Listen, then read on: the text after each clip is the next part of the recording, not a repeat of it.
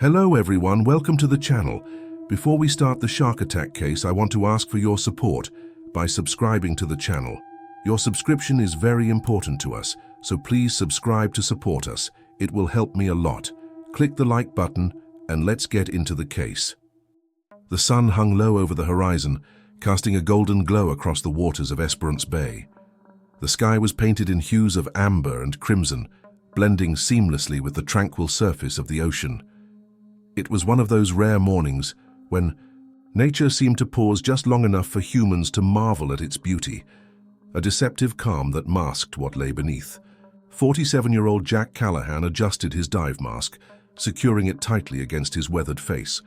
Years spent diving off Western Australia's rugged coastline had etched lines into his skin, but they were marks of pride rather than weariness. He had been lobster diving since he was 22, learning the trade from his father before him. The sea wasn't just his livelihood, it was part of who he was.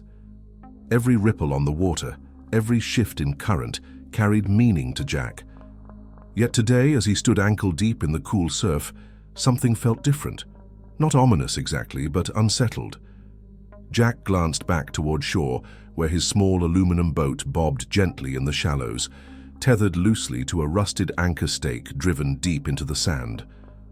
His gear lay neatly arranged, oxygen tanks lined up like soldiers awaiting orders, mesh collection bags ready to be filled with prized southern rock lobsters. The air smelled faintly briny, mixed with the earthy scent of seaweed washed ashore by last night's tide. Gulls wheeled overhead, their cries sharp and insistent, while schools of tiny baitfish darted near the shoreline, their silvery bodies flashing in the early light. He waded further out until the water reached his waist, then paused to scan the horizon. To an outsider, this stretch of Esperance Bay might have appeared idyllic, pristine white sands meeting turquoise waves under a cloudless sky. But Jack knew better. This bay, though breathtakingly beautiful, was no stranger to danger. Over the years, there had been whispers among local fishermen about sightings. Fins cutting through the surface too close to swimmers, dark shadows gliding silently beneath boats. Great whites weren't uncommon here. They prowled these waters year-round, drawn by the abundance of seals, fish, and unsuspecting prey. Still, Jack pushed such thoughts aside. Fear had no place in his line of work. If you let yourself dwell on what could happen, you'd never step foot in the water again. Instead, he focused on the task ahead. Today promised to be lucrative. The season was peaking and reports indicated healthy lobster populations along the reef systems farther out. With any luck, he'd fill his quota within hours and head home. Early, maybe even stop by the pub for a cold beer and some banter with mates. Taking a final breath, Jack slipped beneath the surface, leaving behind the warmth of the morning sun. Immediately, the world transformed. Sound faded, replaced by the muffled rhythm of his own breathing, amplified through the regulator. Light filtered down in shafts, illuminating patches of sandy bottom interspersed with clusters of kelp, swaying lazily in the current. Schools of smaller fish darted around him, their movements synchronized yet chaotic, creating a living kaleidoscope of color. Descending deeper, Jack approached the rocky outcrop where lobsters like to hide. These reefs were jagged and uneven, carved over millennia by relentless tides and storms. Cracks and crevices provided perfect shelters for crustaceans, which clung stubbornly to the undersides of rocks or burrowed into hidden alcoves. Jack moved methodically, scanning each potential hiding spot with practiced precision. His gloved hands worked deftly, coaxing reluctant lobsters from their sanctuaries without damaging them, a skill honed through decades of experience. Time lost all meaning underwater. Minutes stretched into what felt like hours, though in reality only 20 minutes had passed since he submerged. So far, the catch was good. Half a dozen sizable specimens already secured in his mesh bag, their antennae twitching feebly as they adjusted to captivity. Satisfied with his progress, Jack decided to venture farther along the reef, seeking richer hunting grounds. As he swam parallel to the drop-off, the terrain grew more dramatic. Towering boulders rose steeply from the seabed, forming natural ledges and caves. Here the ecosystem thrived. Sponges bloomed in vibrant oranges and purples, sea urchins clung precariously to vertical walls, and larger fish patrolled the area, wary of intruders. Jack slowed his pace, allowing himself a moment to appreciate the raw majesty surrounding him. For all its dangers, the ocean remained a place of wonder, a realm teeming with life both fragile and fierce. But then, something caught his eye, a flicker of movement beyond the next cluster of rocks. At first, he dismissed it as another school of fish scattering in response to his presence. But as he drew closer, curiosity got the better of him. Adjusting his buoyancy slightly, he drifted forward, peering cautiously around the edge of a massive boulder. What he saw froze him mid-stroke. There, suspended in the blue-green depths, was a shape unmistakable even from a distance. A great white shark, easily 12 feet long, cruised effortlessly through the water, its sleek form cutting through the currents with predatory grace. Its pale belly contrasted sharply with the darker gray of its dorsal side, camouflaging it perfectly against both sky and sea. The triangular fin sliced cleanly above the surface, betraying none of the power coiled within. Jack's heart slammed against his ribs, adrenaline surging through his veins. Instinct screamed at him to retreat, to put as much distance between himself and the apex predator as possible. But panic would only make matters worse. Sharks were opportunistic hunters, drawn to erratic movements and signs of distress. He forced himself to remain still, regulating his breathing to slow, deliberate inhales and exhales. His mind raced, calculating options. Should he ascend quickly, or stay put and hope the shark passed by uninterested? For several agonizing seconds, man and beast locked gazes, or so it seemed. Though sharks lacked the expressive eyes of mammals, there was something unnervingly intelligent in the way this one regarded him. Its black pupils dilated slightly, tracking his position with unsettling accuracy. Then, almost imperceptibly, the creature shifted course, angling slightly toward him. Jack's stomach dropped. There was no mistaking it now. The shark wasn't merely passing through. It was curious, and curiosity in a predator of this magnitude often preceded aggression. Without hesitation, Jack began a controlled ascent, keeping his motions fluid and measured. Rising diagonally rather than straight up minimized splashing and reduced the risk of startling the shark. Each kick of his fins felt excruciatingly loud in the otherwise silent expanse. Behind him, the shadow loomed larger, closer. He dared not look back, focusing instead on reaching the surface as swiftly as safety allowed. Breaking through the waves, Jack gasped for air, ripping off his regulator and shouting hoarsely toward shore. "Shark! Get me out of here!" His voice cracked with urgency, echoing faintly across the empty bay. The boat was still anchored 50 meters away, tantalizingly close yet impossibly far given the circumstances. He treaded water awkwardly, trying to keep his body compact and unthreatening while scanning frantically for any sign of the predator below.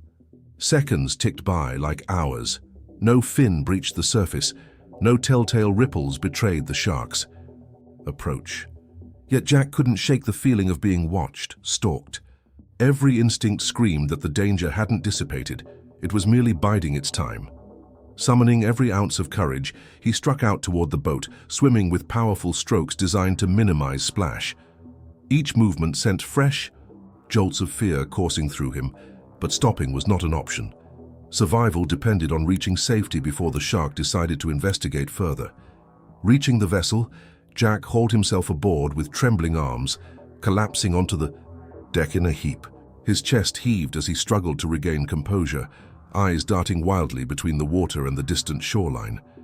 For now he was safe, but the encounter left an indelible mark, a stark reminder of the untamed power lurking beneath the deceptively serene surface of Esperance Bay.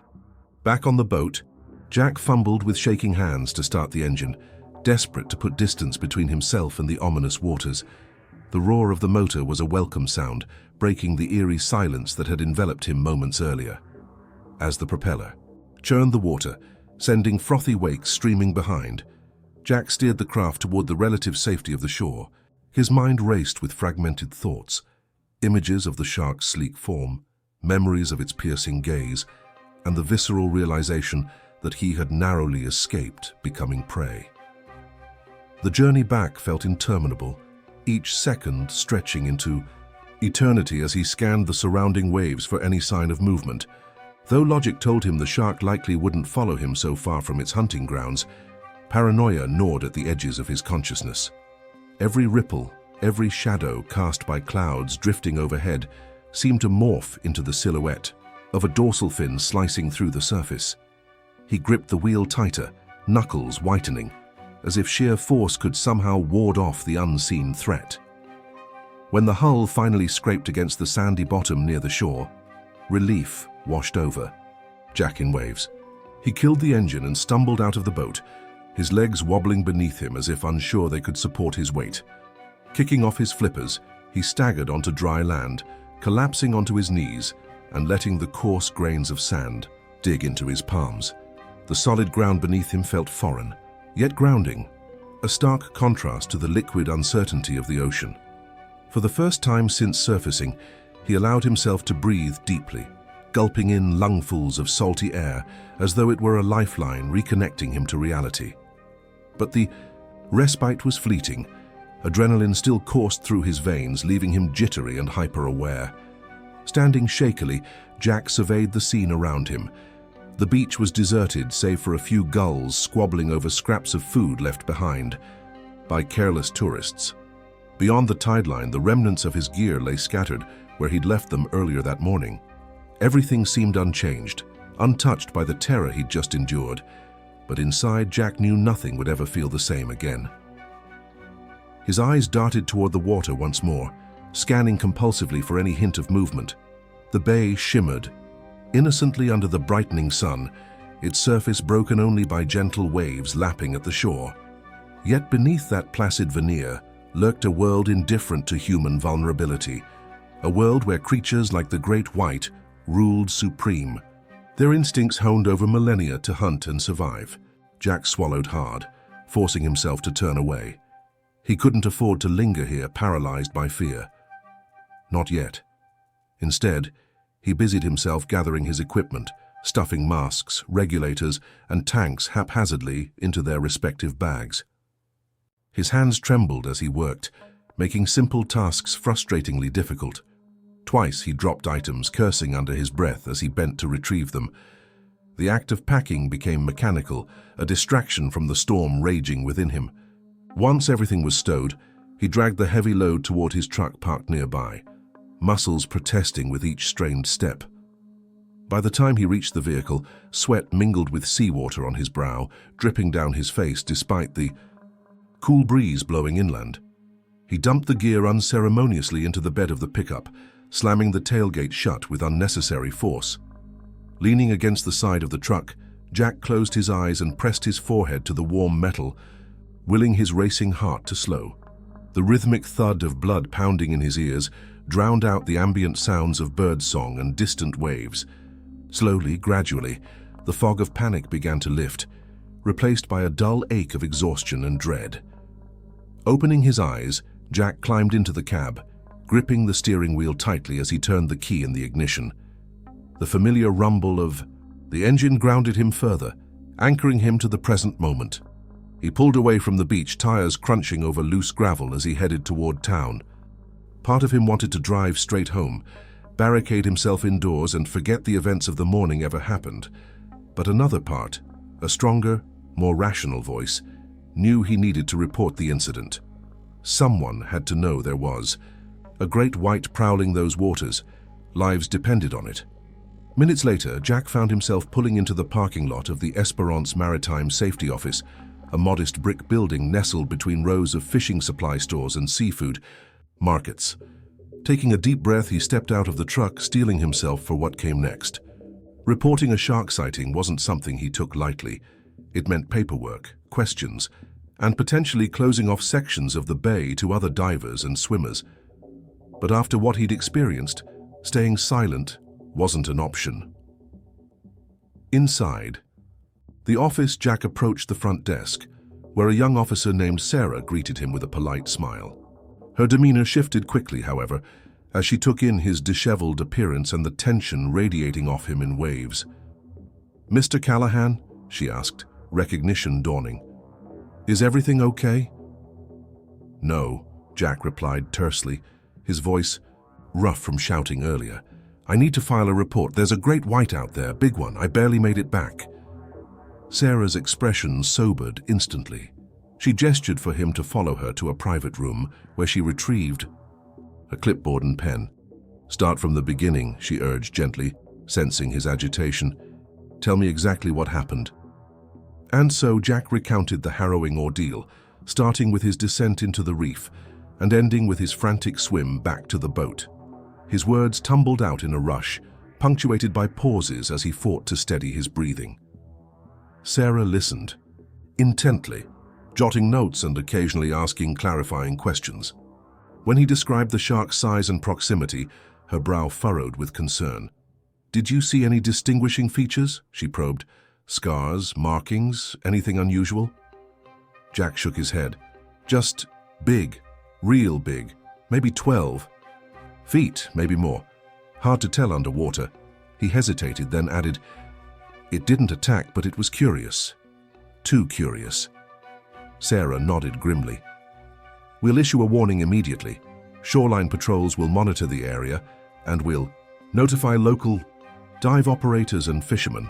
Better safe than sorry." Relief flickered briefly across Jack's face, though it did little to ease the knot of anxiety twisting in his gut. "Thanks," he muttered, standing abruptly.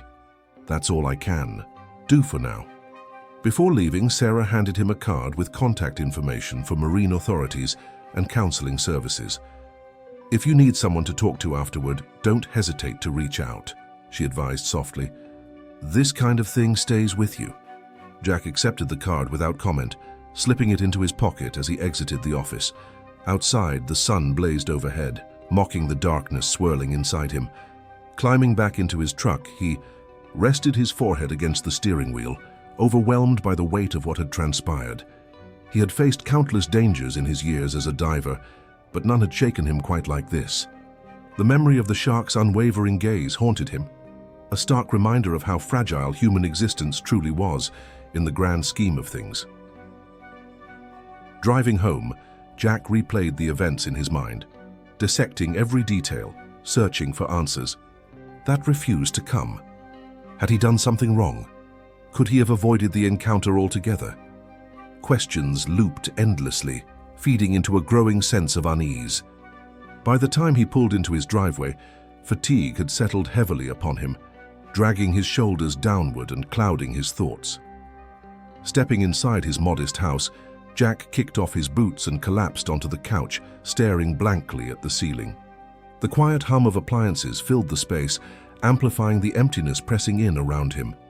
For the first time in years, he felt utterly alone, adrift in a sea of uncertainty. Sleep beckoned, promising temporary escape. But even as his eyelids drooped, he knew the nightmares waiting beyond consciousness would offer no solace. Hours passed in a haze of restless tossing and turning. Night fell outside, cloaking the world in darkness, but sleep eluded Jack completely. His mind churned relentlessly, replaying fragments of the day's events in vivid detail.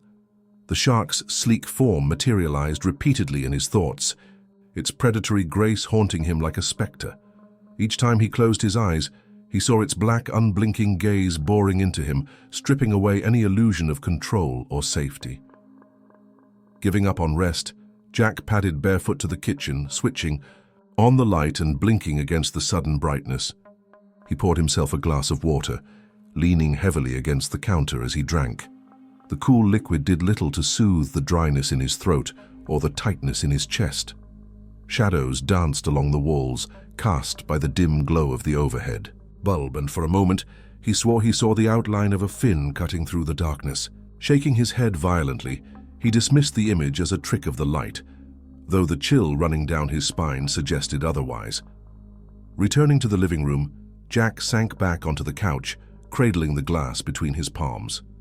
The silence of the house pressed in on him, amplifying the smallest sounds, the creak of floorboards cooling in the night air, the faint ticking of the clock on the wall, the distant bark of a neighbor's dog.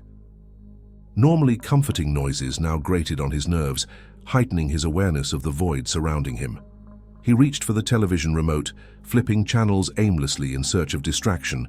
News anchors droned on about politics, and sports sitcom laugh tracks echoed hollowly, and infomercials promised miracle solutions to problems he couldn't bring himself to care about. Nothing held his attention for more than a few seconds before he switched again, frustration mounting with each click. Finally, unable to endure the monotony any longer, Jack turned off the TV and sat in the dim glow of the lamp beside him.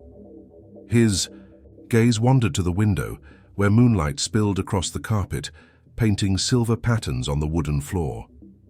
Beyond the glass, the ocean stretched endlessly, invisible in the darkness, but ever present in his imagination. He could almost hear the waves lapping at the shore, feel the pull of the tides drawing him inexorably back toward the water. It was a siren song he had followed faithfully for decades, a call he had answered without hesitation countless times before. Now, however, doubt crept in, whispering insidious doubts about whether he belonged there anymore. The thought terrified him, not because he feared returning to the sea, but because he feared losing the connection that defined him. Diving wasn't just a job, it was woven into the fabric of who he was. Without it, he felt untethered, adrift in unfamiliar territory. What would he do if he couldn't go back? Who would he become? A knock at the door startled him from his reverie. Setting down the glass, he rose stiffly and crossed the room, peering through the peephole before unlocking the bolt. On the other side stood Tom Harris, an old friend and fellow diver who lived 2 streets over. Tom's weathered face bore an expression of concern, his brows furrowed as he studied Jack's disheveled appearance. "Heard about what happened," Tom said, gruffly, stepping inside without waiting for an invitation. "You holding up all right?" Jack shrugged noncommittally, closing the door behind him. "Could be worse, I guess." Tom snorted, moving past him to settle into an armchair. "Could be dead too, that counts for something." Despite himself, Jack managed a weak chuckle. "Yeah, I suppose it does." They sat in companionable silence for a while, Tom observing Jack carefully while Jack stared at the floor. Eventually, Tom broke the quiet. "You know, mate, everyone gets spooked sometimes. Hell, I've seen guys quit diving altogether after run-ins with sharks. Doesn't mean you're weak or anything, just means you're human." Jack nodded absently, appreciating the sentiment even if it didn't fully alleviate his unease. "It's not just the shark," he admitted after a pause. "It's everything. Like, what if I freeze up next time? What if I can't handle it?" Tom leaned forward, resting his elbows on his knees. "Then you take some time off. Let your head clear. Nobody expects you to jump right back in tomorrow. But don't let fear dictate your life either. You've been doing this too long to throw it all away because of one bad day." The words resonated deeply, striking a chord Jack hadn't realized needed striking. He looked up, meeting Tom's gaze with a mixture of gratitude and resolve. "Thanks," he murmured sincerely. "I needed to hear that." Tom grinned, clapping him on the shoulder. "Any time, mate. Now, how about a beer? I reckon we both deserve one." Jack returned the smile faintly, heading to the fridge to retrieve 2 bottles. As they clinked glasses and settled back into conversation, the oppressive weight pressing on his chest began to lift ever so slightly. Though the road ahead remained uncertain, having someone who understood, even partially, what he was going through made the burden feel less insurmountable. Dawn broke reluctantly over Esperance Bay, painting the sky in muted shades of pink and gold. The morning air carried a crispness that hinted at cooler temperatures ahead, a subtle reminder of the changing seasons. Jack stood on his porch, coffee mug in hand, watching as the first rays of sunlight kissed the horizon. Despite the restless night, he felt marginally more grounded, though the lingering anxiety refused to dissipate entirely. Today marked the beginning of a new chapter, one fraught with uncertainty, but also tinged with cautious optimism. After finishing his coffee, Jack retreated indoors to shower and change, opting for casual attire rather than his usual dive gear. The absence of neoprene and tanks felt strange, almost alien, but he reminded himself that taking a break didn't equate to giving up. Pulling on jeans and a worn flannel shirt, he grabbed his keys and headed out, determined to occupy his mind with something other than the ocean. His first stop was the local hardware store, where he browsed aisles filled with tools and supplies. Projects around the house had piled up over the months, neglected in favor of long days spent at sea.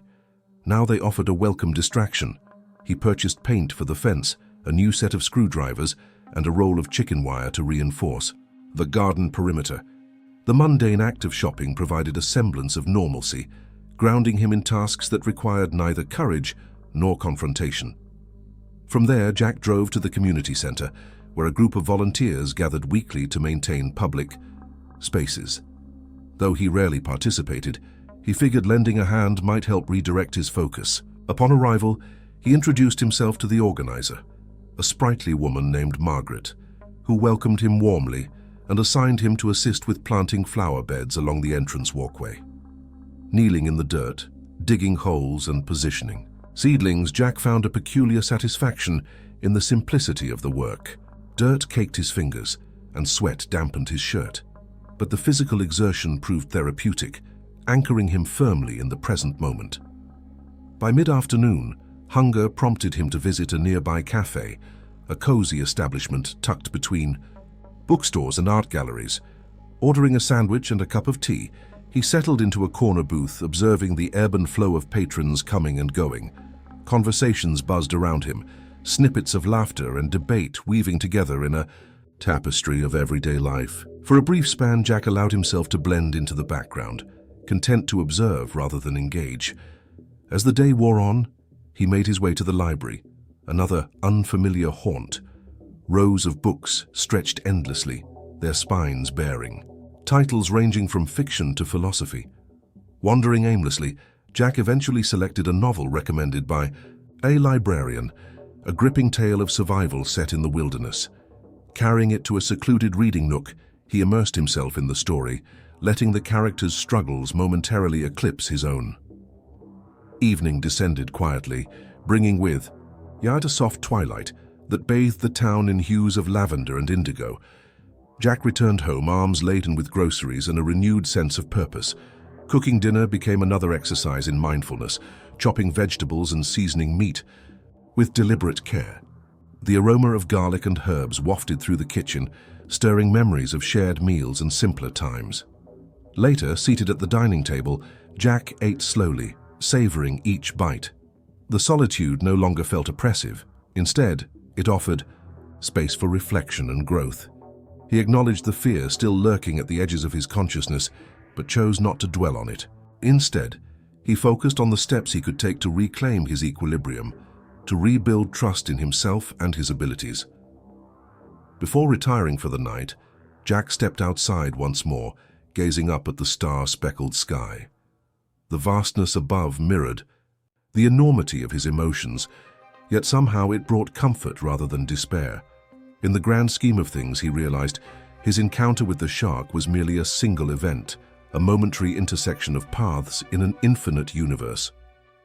Tomorrow held endless possibilities, and though the journey ahead promised challenges, he resolved to face them head-on, armed with resilience and determination. With that thought, Jack turned back toward the house, closing the door softly behind him. Sleep came easier this time, dreams less troubled, as he embraced the promise of renewal that dawn always brings. Days turned into weeks, and Jack continued navigating the delicate balance between recovery and routine. Each morning, he woke with a mix of apprehension and resolve, aware that healing was neither linear nor predictable. Some days, the memories of the shark receded into the background, allowing him to focus on rebuilding his confidence.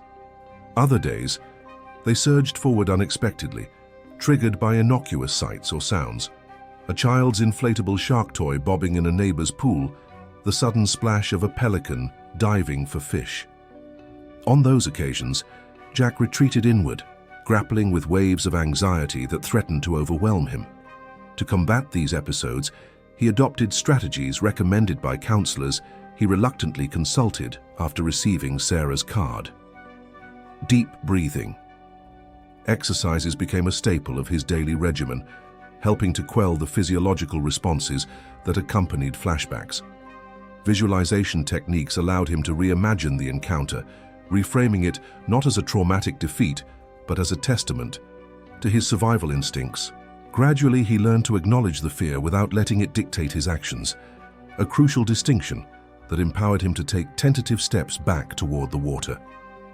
One particularly challenging afternoon, Jack decided to revisit the beach where the incident occurred. Standing at the edge of the tide line, toes curling into damp sand, he forced himself to confront the source of his dread. The bay stretched before him, deceptively serene under a cloudless sky. Waves rolled gently onto the shore, their rhythm hypnotic and soothing. Closing his eyes, Jack focused on the sensation of the breeze against his skin, the salty tang of the air filling his lungs. Slowly, deliberately, he waded knee-deep into the shallows, resisting the urge to flee as icy tendrils of water lapped at his legs. It wasn't easy. Every fiber of his being screamed at him to retreat, to seek the safety of solid ground. But he persevered, reminding himself that courage wasn't the absence of fear, it was acting despite it. After several minutes, he emerged from the water, shaking yet triumphant. Small victories like this bolstered his spirits, reinforcing his belief that he could reclaim his relationship with the sea. Simultaneously, Jack sought solace in community. He attended support groups for individuals who had experienced similar encounters, finding solidarity in shared stories of survival and resilience. Listening to others recount their battles with trauma helped normalize his own struggles, diminishing the isolation that had initially consumed him.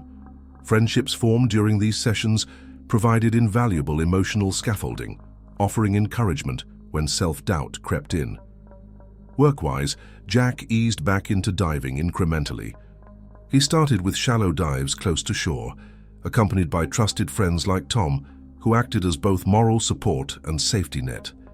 These initial forays were nerve-wracking, each plunge beneath the surface reigniting primal fears. Yet, with each successful dive, his confidence grew. He rediscovered the joy of exploring underwater ecosystems, marveling anew at the intricate beauty hidden beneath the waves. Lobster hunting resumed cautiously, quotas adjusted to accommodate his reduced capacity. Though productivity lagged compared to previous seasons, the mere act of returning to his craft felt like a victory. Throughout this period, Jack maintained open communication with local authorities, providing updates whenever additional shark sightings were reported. His first-hand account served as a valuable resource, informing decisions about beach closures and public warnings. This collaborative effort fostered a sense of responsibility, reminding him that his experience contributed to broader efforts aimed at safeguarding others. Ultimately, Jack recognized that complete recovery might never be attainable. Scars, both visible and invisible, would always remain, serving as reminders of the fragility of human existence in the face of nature's raw power. However, acceptance of this truth liberated him from the futile pursuit of erasing the past. Instead, he embraced the lessons learned, channeling them into a deeper appreciation for life's complexities. As autumn gave way to winter, Jack stood once more on the shores of Esperance Bay, gazing out at the endless expanse of water. The wind whipped strands of hair across his forehead, carrying with it the promise of new beginnings. He smiled faintly, acknowledging the dualities within himself, the fear and the fortitude, the vulnerability and the strength. Both parts coexisted harmoniously now, shaping him into someone capable of facing whatever lay ahead. In the distance, a pod of dolphins arced gracefully through the waves, their playful antics a stark contrast to the lurking dangers below. Jack watched them for a moment, marveling at their freedom and agility. Then, turning decisively, he strode back toward his truck, ready to embrace whatever challenges tomorrow might bring. For the first time in months, he felt truly alive, not despite the risks inherent in his chosen path, but because of them. The rhythmic clatter of Jack's boots on the wooden dock echoed in the crisp morning air as he prepared for another day out on the water. It had been nearly 6 months since the encounter with the great white, and though the memory still lingered like a shadow at the edges of his mind, it no longer dictated his every move. He had returned to diving gradually, testing his limits, while respecting the boundaries imposed by both his psyche and the ocean itself. Each trip felt like a step forward, a reaffirmation that he belonged here, not just as a survivor, but as someone who understood the delicate balance between man and nature. Today was different, though. Today wasn't about lobster quotas or commercial gains. It was personal. Jack had decided to venture farther offshore than he had since the incident, drawn by an unspoken need to confront the depths where the shark had once prowled. The decision hadn't come easily. It had taken weeks of deliberation, sleepless nights weighing the risks against the potential rewards. But something deep within him refused to let fear win. If he could face this stretch of open water again, he reasoned, then perhaps he could finally lay the ghosts of that day to rest. His gear was meticulously laid out on the dock, twin oxygen tanks gleaming under the early sunlight, a reinforced dive knife strapped securely to his calf, and a waterproof GPS device clipped to his belt. Every piece of equipment had been checked twice, each strap tightened with precision. Preparation wasn't just practical, it was ritualistic, a way to steady his nerves before stepping into the unknown. Beside him, Tom leaned casually against a piling, arms crossed over his chest, watching silently as Jack worked. "You sure about this?" Tom asked eventually, breaking the quiet. His tone was measured, neither dismissive nor overly cautious. He knew better than to question Jack's resolve outright, but concern etched faint lines around his eyes. Jack paused mid-motion, gripping the edge of a tank with one hand. "No," he admitted after a beat, his voice low and gravelly. "But I can't keep running from it either." Tom nodded slowly, accepting the answer without argument. They had been friends long enough for him to recognize when Jack needed support rather than persuasion. "All right, mate, just stay sharp out there. And remember, you're not proving anything to anyone but yourself." With that, Tom pushed off the piling and stepped closer, handing Jack a small radio transmitter. "Keep this on Channel 5. I'll be monitoring from the boat. If anything feels off, don't hesitate to call me in." Jack accepted the device with a nod of gratitude, clipping it onto his harness alongside the GPS. "Thanks, Tom, for everything." "Don't mention it," Tom replied gruffly, giving Jack's shoulder a firm squeeze before turning back toward the vessel tethered nearby. The engine roared to life moments later, its steady hum providing a comforting backdrop as Jack finished suiting up. The journey out to deeper waters passed quickly, the horizon expanding endlessly before them. Jack stood at the bow, hands gripping the railing as spray misted his face. The ocean seemed vast and indifferent today, its surface shimmering under the rising sun. Schools of fish darted beneath the hull, their silvery bodies flashing like shards of broken glass. Pelicans wheeled overhead, plunging dramatically into the waves in pursuit of breakfast.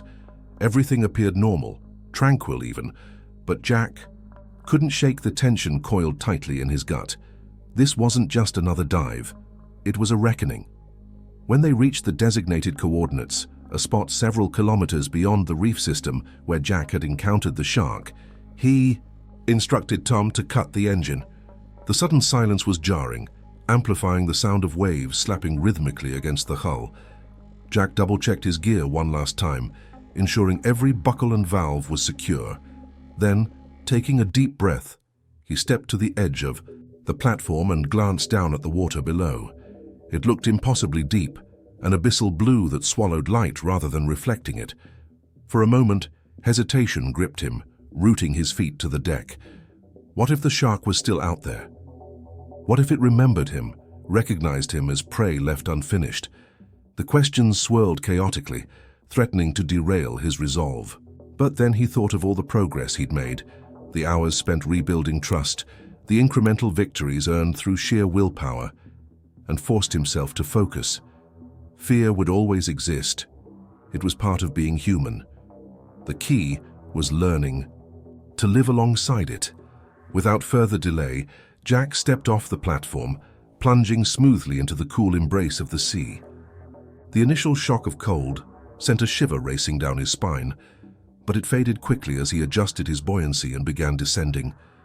Above him, sunlight filtered through the surface in golden shafts, illuminating particles suspended in the water column. Below, the world grew darker, more mysterious, as he sank deeper into the realm of shadows. The terrain changed dramatically as he moved away from the shallows. Rocky outcrops gave way to sandy plains dotted with scattered patches of seagrass. Larger fish patrolled the area, their movements slow and deliberate, exuding an air of dominance. Jack kept his motions fluid and controlled, minimizing noise and disturbance. His eyes scanned constantly, alert for any sign of movement that didn't belong. Despite his determination, paranoia lingered at the edges of his awareness, whispering warnings that made his skin prickle. Minutes ticked by, marked only by the rhythmic hiss of his regulator and the occasional crackle of static from the radio. So far, so good. No fins slicing through the water, no ominous shapes lurking in the gloom. Jack allowed himself a brief flicker of relief, focusing instead on the beauty surrounding him. Sea fans swayed gently in the current, their vibrant colors muted by the dim light.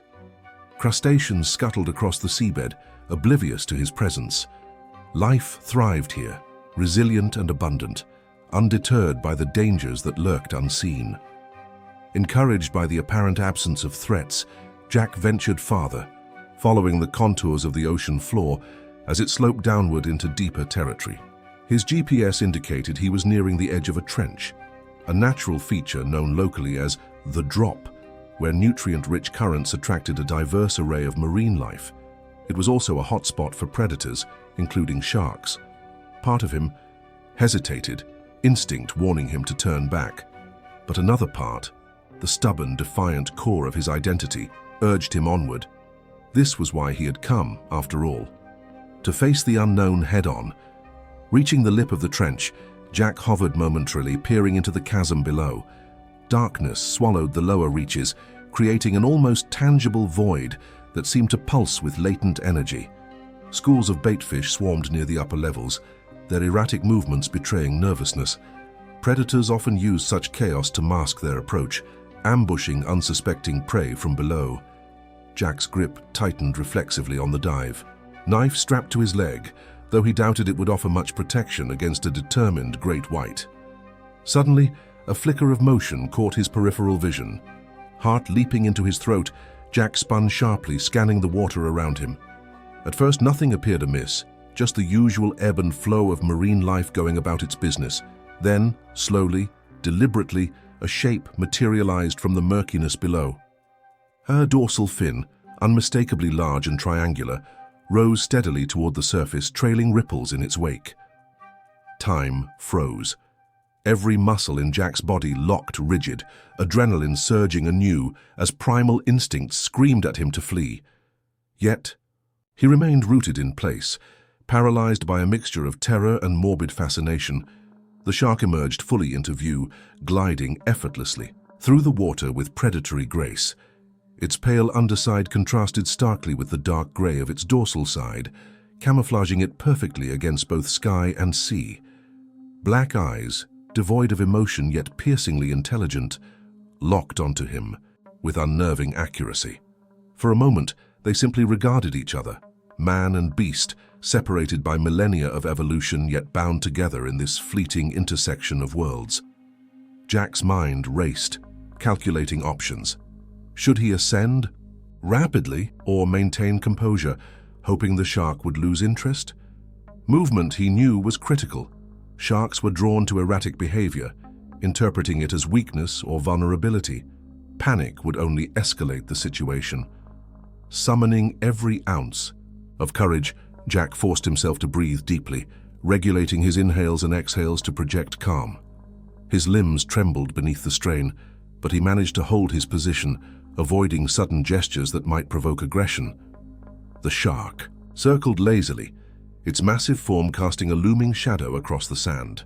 Up close, it was even larger than he remembered, easily 14 feet long, its muscular tail propelling it with effortless power. Each pass brought it incrementally closer, until Jack could see individual scars crisscrossing its snout, evidence of battles fought and won.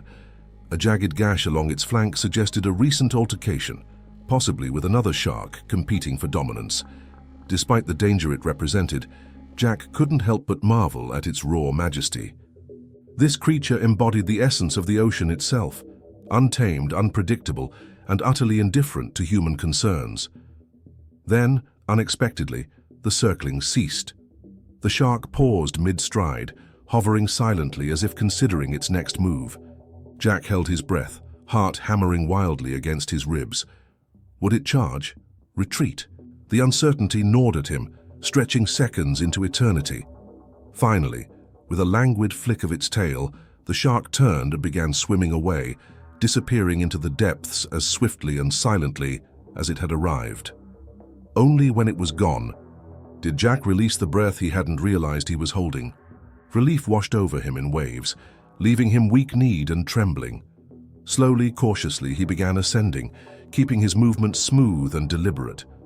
Breaking through the surface, he gasped for air, ripping off his regulator and shouting, hoarsely toward the boat. "Tom, get me out of here." Within moments, Tom appeared at the rail, lowering a ladder hastily. Climbing aboard, Jack collapsed onto the deck, chest heaving as he struggled to process what had just transpired. Tom knelt beside him, concern etched across his weathered features. "You okay, mate?" Jack nodded weakly, words failing him for the moment. All he could think about was the shark, the way it had studied him, the sheer magnitude of its presence. It hadn't attacked, hadn't shown overt signs of aggression, but the encounter had left an indelible mark, reinforcing both his respect for the ocean's power and his own mortality.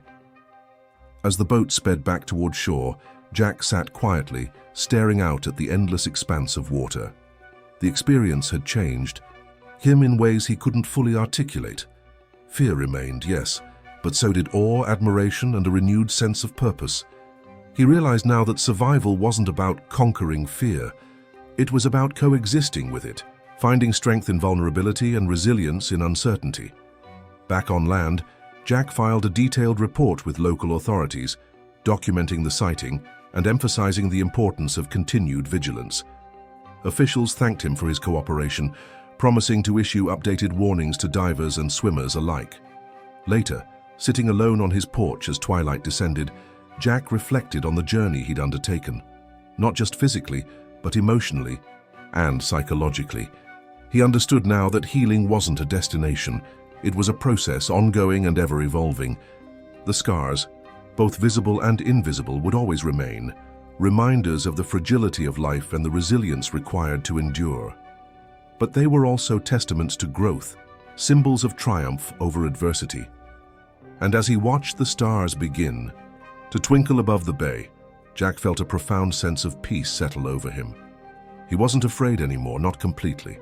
Instead, he carried the lessons of that day with him, letting them guide his actions and inform his choices. The ocean would always be unpredictable, a force beyond human control. But Jack had learned to navigate its complexities, embracing the challenges it presented rather than shrinking from them. In doing so, he had discovered not only who he was, but who he wanted to become. And for the first time in a long while, he smiled, genuinely, freely, as the waves whispered their eternal song against the shore.